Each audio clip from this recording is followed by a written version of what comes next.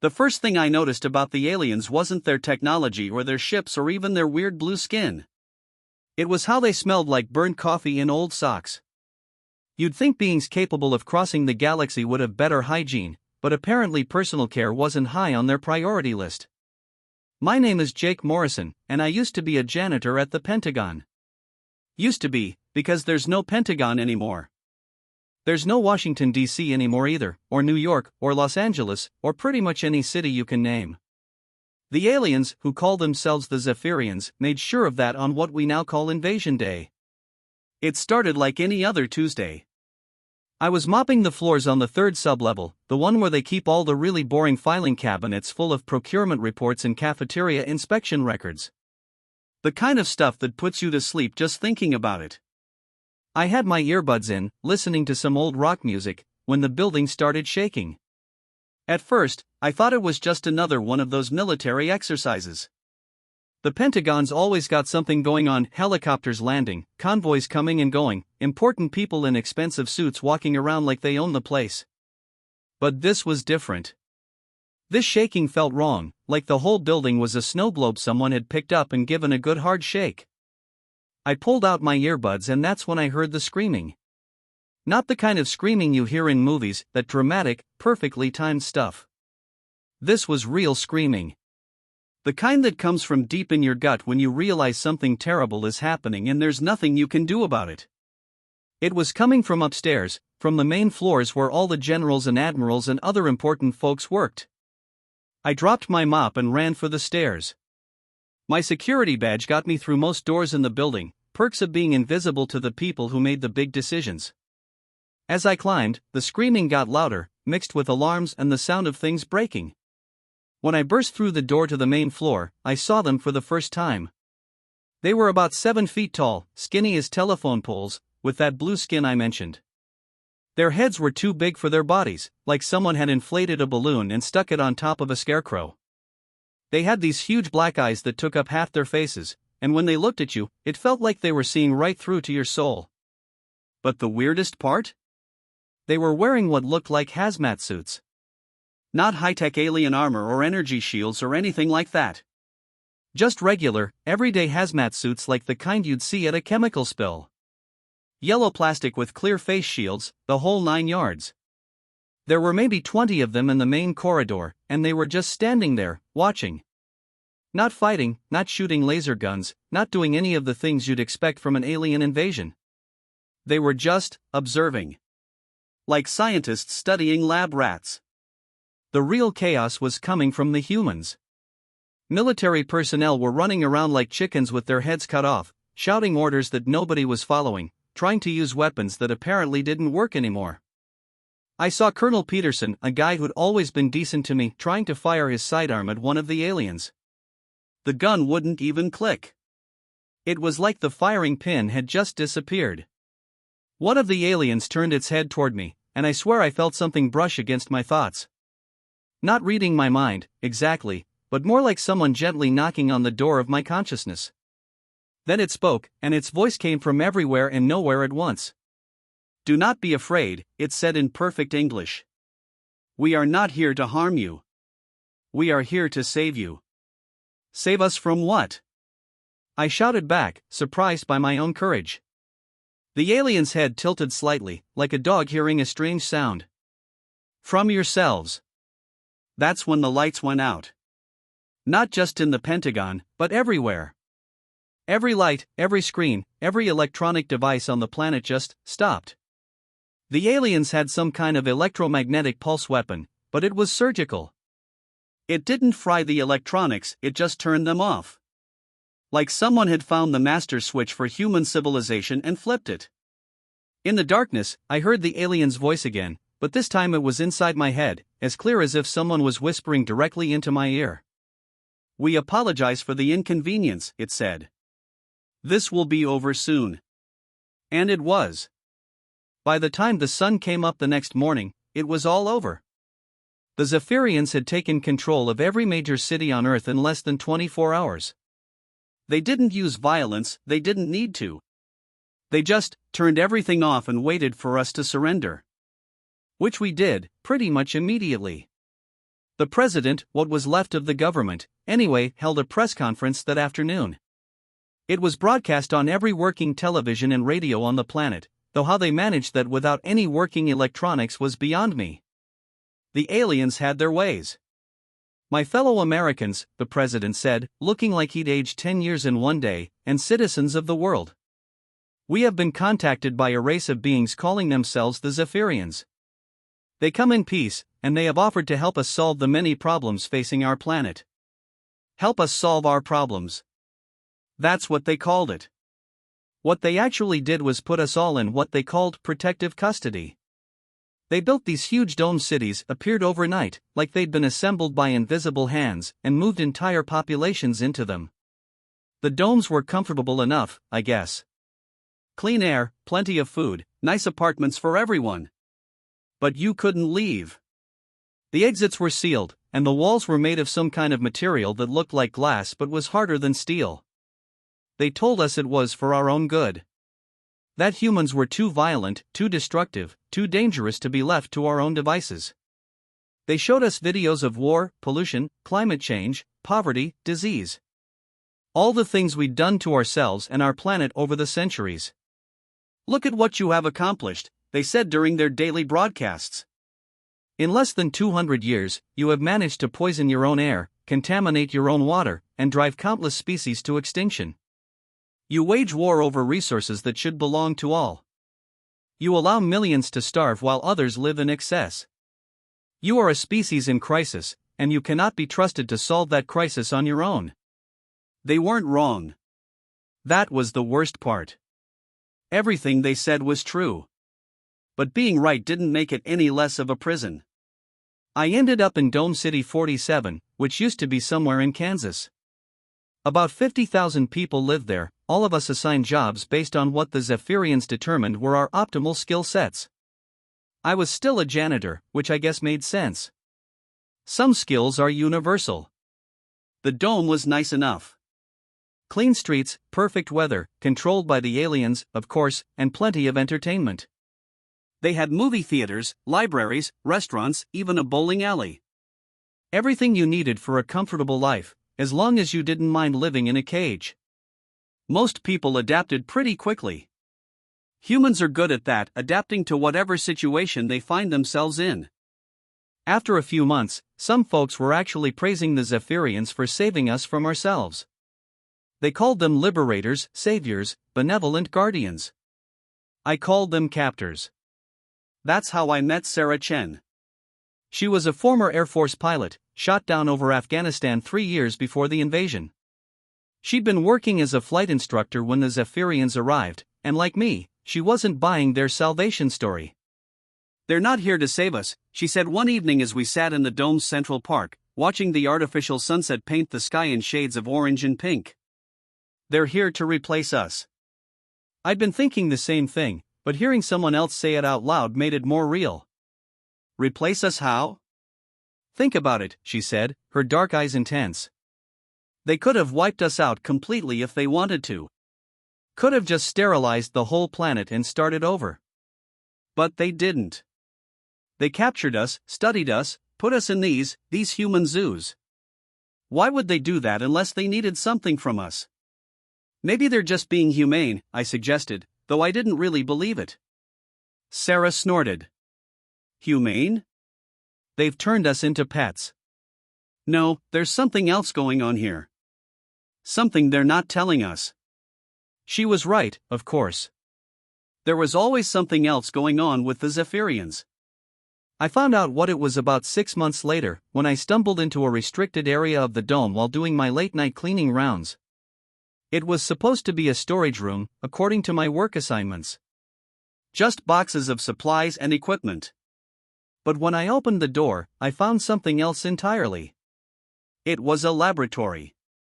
Banks of computers, monitoring equipment, and in the center of it all, a chair that looked like something from a dentist's office, if dentists were in the business of performing alien experiments.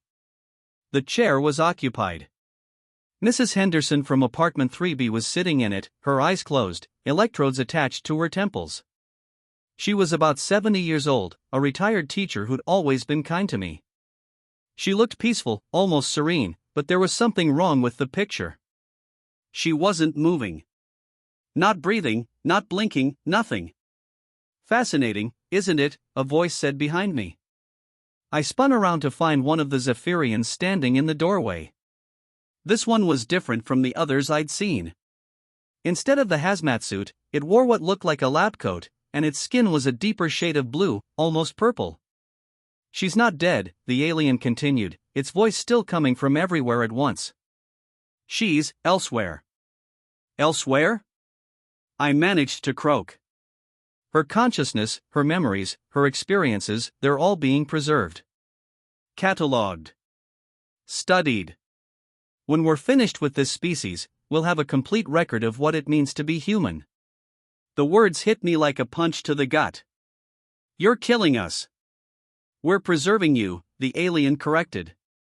Your bodies are temporary, fragile things. But your minds, your souls, those are eternal. We're giving you immortality. By stealing our lives? By saving what matters most. The alien moved closer, and I caught that smell again, burnt coffee and old socks. This planet was dying, Jake Morrison. Your species was dying. We arrived just in time to preserve the best of what you were before it was too late. Let her go, I said, though I had no idea how to make it happen. We cannot. The process has already begun. But do not worry, you will join her soon. Your turn comes tomorrow. That's when I ran. I made it about 10 feet before something hit me in the back of the head, and everything went dark. When I woke up, I was in a holding cell. Not a prison cell, the Zephyrians were too civilized for that. It was more like a hotel room with no windows and a door that wouldn't open. There was a bed, a small table, and a bathroom. Everything I needed for a comfortable last day of life. Sarah was waiting for me when I woke up. They told me you'd had an accident, she said, her voice carefully neutral. Fell down some stairs during your cleaning shift. I looked around the room, wondering if the aliens were listening. Probably were. Yeah, something like that. They're moving you to a new apartment tomorrow, she continued. Better accommodations, they said. More suitable for your changing needs. Changing needs. Right. That's great, I said, playing along. I could use a change of scenery. Sarah nodded and stood to leave. As she walked past me, she pressed something small and hard into my hand. A piece of paper, folded tight. Take care of yourself, Jake, she said. I hope you enjoy your new place. After she left, I unfolded the paper. Written in tiny letters was a message that made my heart race. Not all of us are asleep. Maintenance Tunnel 7, Sublevel 3. Midnight. Come alone. S. I spent the rest of the day acting like nothing was wrong. I ate the food they brought me, watched the programs on the television, even took a nap in the afternoon. Just another human pet, content in his cage. But when midnight came, I was ready. The maintenance tunnel was easy enough to find, being a janitor had its advantages. I knew every pipe, every vent, every forgotten corner of the dome. Sublevel 3 was where they kept the really boring stuff, water treatment, air recycling, waste management. The kind of infrastructure that keeps a city running but nobody ever thinks about. Sarah was waiting for me, along with about a dozen other people I recognized from around the dome. There was Dr. Martinez, the physician who'd been asking too many questions about the medical evaluations everyone was required to undergo. Tom Bradley, the former Marine who'd been caught trying to map the dome's perimeter. Lisa Park, the computer programmer who'd been trying to hack into the aliens' communication systems. Welcome to the Resistance, Sarah said with a grim smile. All 15 of us. 15? I looked around at the small group. That's it? That's it, Dr. Martinez confirmed. Everyone else is either too scared, too comfortable, or too brainwashed to fight back. Or already dead, Tom added grimly. They're not dead, I said, remembering what the alien had told me. They're being preserved. Their consciousness is being stored somehow. Sarah's face went pale. You're sure about this? I told them what I'd seen in the laboratory, what the alien had said about preserving human consciousness. When I finished, the room was silent for a long moment. So they're not just killing us, Lisa said quietly. They're stealing our souls. We have to stop them, Dr. Martinez said. We have to find a way to shut down whatever they're doing. How? Tom asked. We don't have weapons. We don't have technology. We don't even know how their systems work. We have something they don't, Sarah said. We have the element of surprise. They think we're beaten, that we've given up. They're not expecting a fight. What do you have in mind? I asked. Sarah pulled out a rough map of the dome, drawn on what looked like a cafeteria napkin. I'd been watching their patterns, their routines. They're methodical, predictable. Every night at 2 a.m., they conduct their preservation procedures. But they only use a skeleton crew for security.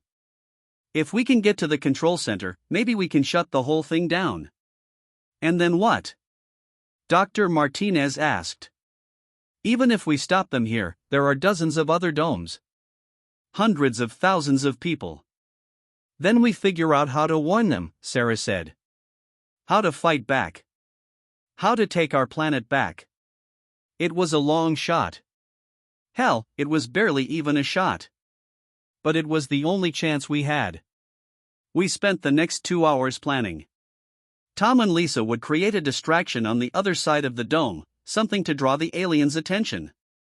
Dr. Martinez would try to access the medical records, see if he could find out more about the preservation process.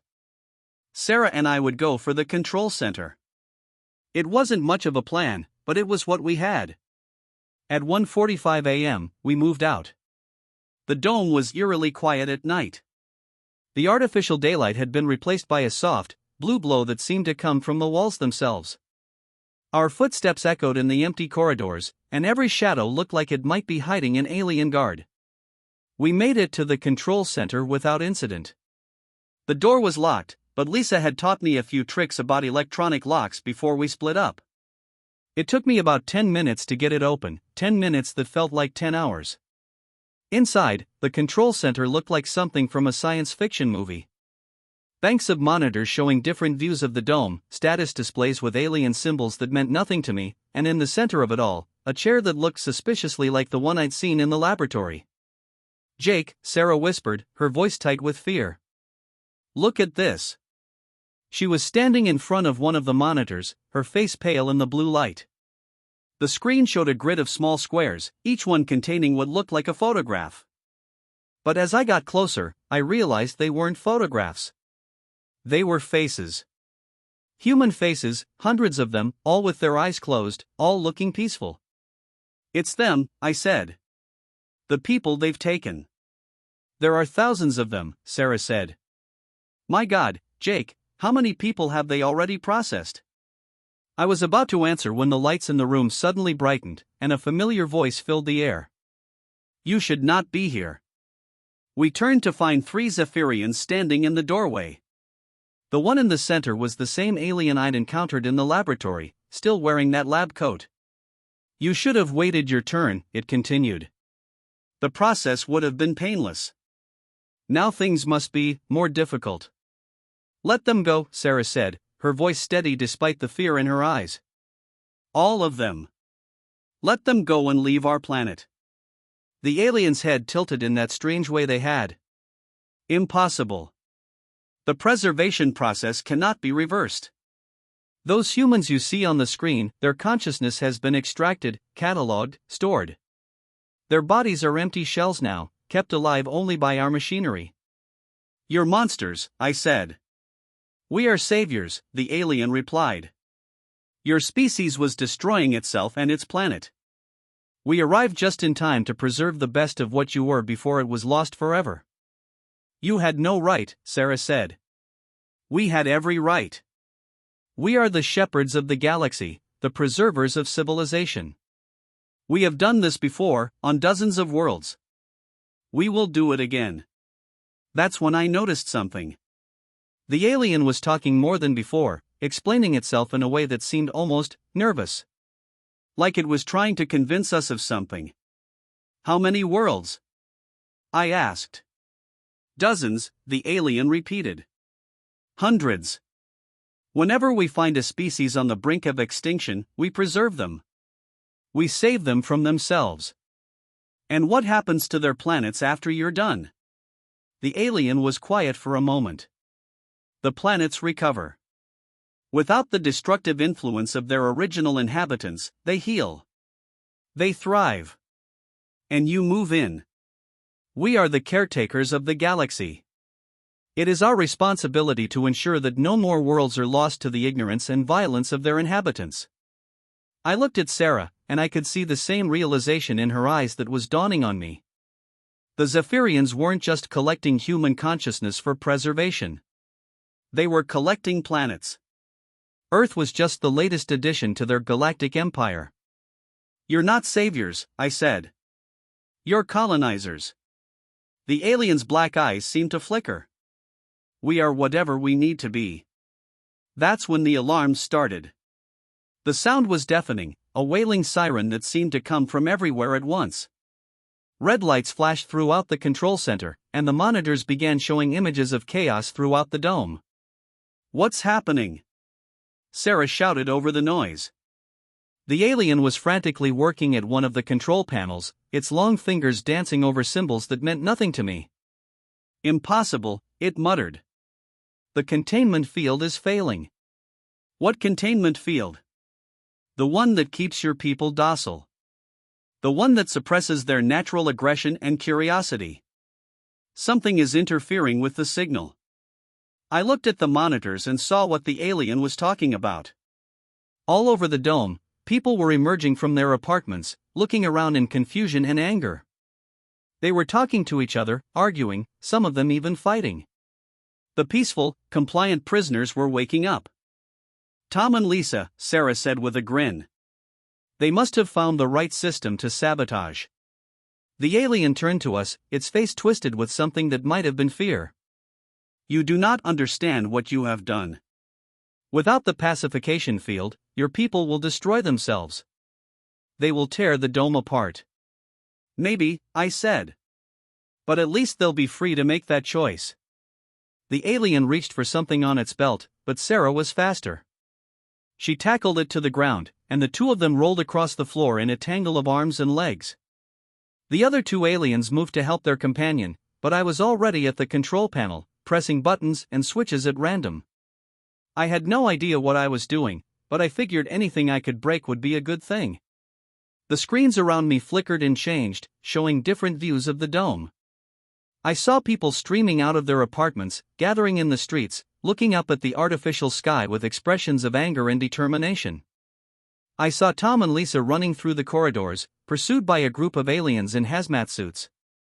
I saw Dr. Martinez helping an elderly woman out of what looked like a medical facility, both of them moving as fast as they could. And then I saw something that made my heart stop. On one of the screens, I could see outside the dome. The real outside, not the artificial landscape the aliens had created for us. It was a wasteland. Barren, lifeless, stretching as far as the eye could see. The sky was a sickly yellow color, and the ground was cracked and dry. My God, I whispered. What did you do to our planet? The alien that Sarah was fighting managed to break free and stagger to its feet. We saved it, it said, its voice ragged. We stopped the destruction before it was too late. By destroying everything? By preserving what mattered. The consciousness of your species, the essence of what made you human. The planet itself was beyond saving. I felt like I was going to be sick. You're lying. The damage was already done when we arrived. Climate change, pollution, war, your people had already triggered the collapse. We simply accelerated the process. Made it clean. You murdered our world. We saved it. And now we are saving you. The alien reached for its belt again, and this time it managed to pull out what looked like a small, silver cylinder. It pointed it at me, and I braced myself for whatever alien death ray was about to vaporize me. Instead, I heard a soft clicking sound, and nothing happened. The alien looked at the device in confusion, then tried again. Same result. Your weapons don't work anymore, Sarah said from the floor, where she was still catching her breath. Whatever Tom and Lisa did, it's affecting all your technology. The alien's eyes widened, and for the first time since the invasion, I saw genuine fear in an alien face. Impossible, it whispered. The humans couldn't have. It was cut off by a new sound, different from the alarms. This was a low, rumbling vibration that seemed to come from the dome itself.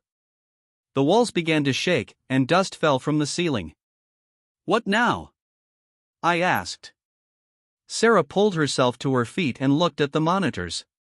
Jake, she said, her voice filled with awe. Look at this. On the screens, I could see that the shaking wasn't just affecting our dome.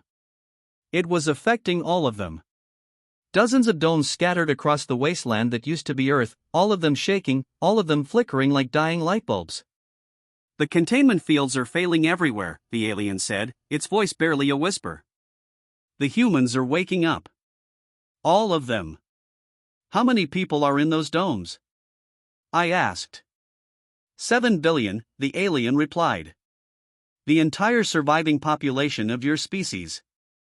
7 billion people, all waking up at the same time, all realizing they'd been lied to and imprisoned.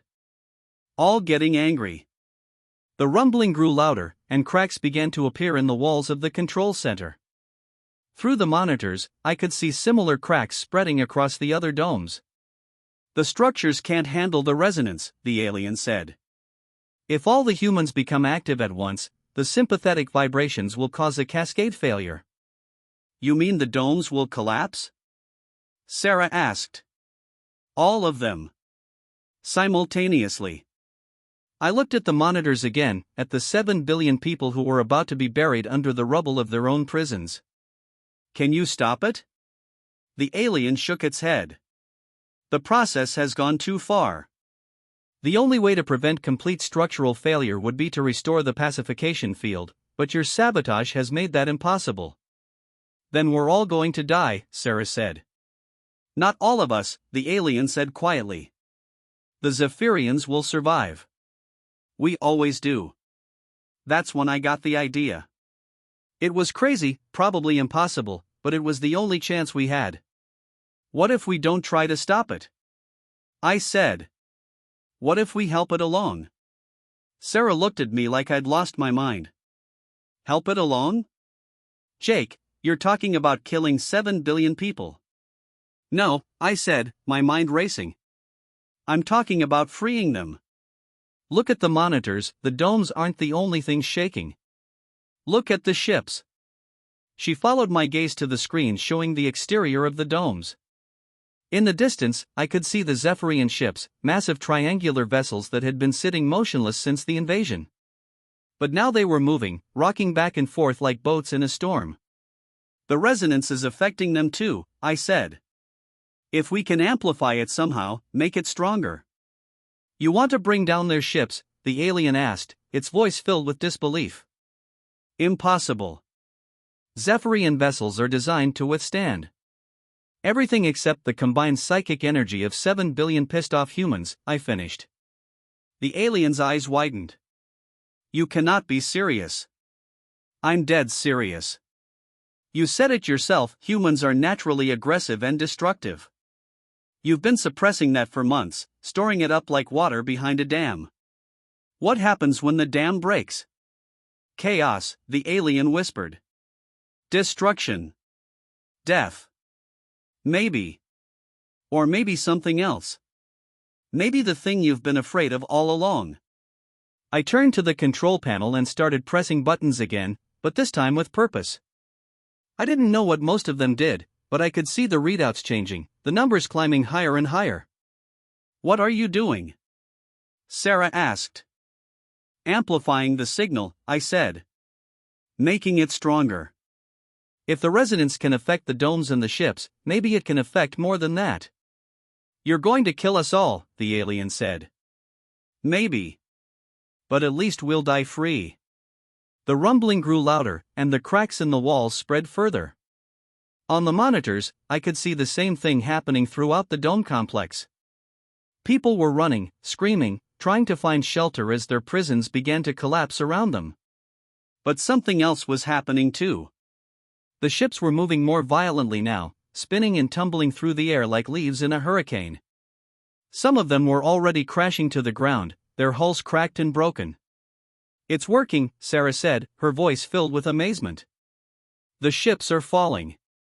"All of them," the alien said, its voice hollow. "Every ship in the fleet." "How is this possible?" "Because you underestimated us," I said. "You thought we were just another species to be catalogued and preserved. But we're not. We're human. And when you push us too far, we push back." The alien stared at me for a long moment, and then it did something I never expected. It laughed. Not the cruel laugh of a conqueror, but the bitter laugh of someone who just realized they'd made a terrible mistake. "You're right," it said. "We underestimated you. We thought you were like the others, the Altarians, the Centaurians, the Keplerians. Species that accepted salvation gratefully. But you're not, are you? You're something else entirely." "What are we?" Sarah asked. "Chaos," the alien replied. "Pure, unpredictable chaos. And chaos is the one thing the Zephyrians cannot control." The rumbling reached a crescendo, and the walls of the control center finally gave way. But instead of being crushed by falling debris, we found ourselves standing in open air, looking out at a landscape that was rapidly changing. The domes were collapsing, yes, but not in the way I'd expected. They weren't just falling apart, they were dissolving, melting away like ice in the sun. And as they dissolved, the landscape beneath them was changing too. The barren wasteland was turning green. "What's happening?" I asked. The alien, who was somehow still alive despite the collapse, looked around in wonder. "The terraforming generators," it said. "They're reversing. Instead of maintaining the sterile environment, they're restoring the original ecosystem." "Is that possible?" "It shouldn't be. But the resonance, the psychic energy you've unleashed, it's not just affecting our technology. It's affecting the planet itself. Your people's collective will is literally reshaping reality." I looked around at the rapidly changing landscape. Where moments before there had been nothing but cracked earth and poison air, now there were trees, grass, flowers. The sky was clearing, the sickly yellow color fading to a clear blue. "We're terraforming the planet back to life," Sarah said in amazement. "Your people are," the alien corrected. 7 billion minds, all focused on the same goal, to restore what was lost. It's unprecedented. It's impossible. It's human," I finished. The alien nodded slowly. "Yes. It's human." In the distance, I could see people emerging from the ruins of the domes, looking around in wonder at the world that was literally growing around them. They were dirty, scared, confused, but they were alive. And they were free. "What happens now?" Sarah asked. The alien looked at the wreckage of its ship, scattered across the landscape like broken toys. "Now we adapt. Or we die. The choice is ours."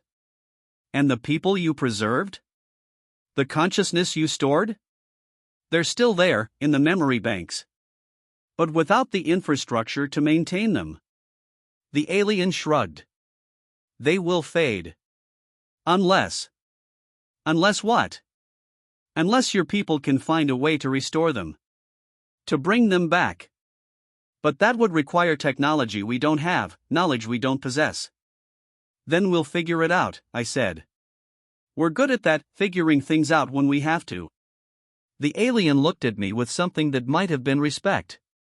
"Yes. I believe you are." As the sun set on the first day of Earth's freedom, I stood with Sarah and the alien, whose name, I learned, was Zeph 7743, watching the world remake itself. It wasn't going to be easy. There would be challenges, problems, conflicts. There always were with humans. But for the first time in months, I felt hope. We had taken our world back. Not through violence or war, but through the simple act of refusing to give up. of insisting on our right to be free, even if that freedom came with risks. Jake, Sarah said, her voice soft. Do you think we did the right thing? I looked at the growing forest around us, at the people emerging from the ruins, at the alien who had become, in a strange way, our ally. I think we did the human thing. And sometimes, that's all we can do. The alien Zeph, I decided to call him, nodded. Perhaps that is enough. As the stars came out for the first time in months, I realized that our story was just beginning. We'd won the battle for Earth, but there were still billions of preserved consciousnesses to restore, a planet to rebuild, and a future to create. But we were human. And humans, as we'd just proven, were very good at doing impossible things. The first phase of the restoration took 3 weeks. By the end of it, most of the world's major cities had been rebuilt, not by alien technology but by the collective will of humanity itself. It was as if the planet had remembered what it was supposed to look like and was eager to return to that state. Zeph helped where he could, sharing what knowledge he had about the preservation technology. He'd been exiled from his own people, the few surviving Zephyrians had declared him a traitor for helping us, but he didn't seem to mind. He said he was learning more about chaos theory in a few weeks with humans than he'd learned in centuries with his own species. The breakthrough came when Dr. Martinez, working with a team of scientists who'd emerged from the ruins of Dome City 15, figured out how to interface human consciousness with the Zephyrian storage systems. It wasn't pretty, and it wasn't easy, but it worked. Mrs. Henderson was the first person we brought back. She opened her eyes in the restored medical facility that had once been the Pentagon's medical wing, looked around at the faces surrounding her, and said, "Did I miss anything important?" That's when we knew we'd really won. The restoration process took months. One by one, we brought back the 7 billion people who'd been preserved, returned their consciousness to their bodies, and helped them adjust to the new world. Some of them had trouble accepting what had happened. Others adapted quickly. All of them were grateful to be alive and free. By the end of the first year, Earth was more beautiful than it had been in centuries. The forests were thicker, the oceans cleaner, the air purer. It was as if the planet had used the crisis as an opportunity to heal itself.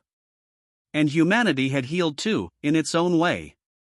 The experience of being conquered and then freeing ourselves had changed us. We were still human, still chaotic, still unpredictable, still prone to arguments and conflicts. But we were also more united than we'd ever been before. We'd learned something important about ourselves during those dark months in the domes. We'd learned that when we worked together, when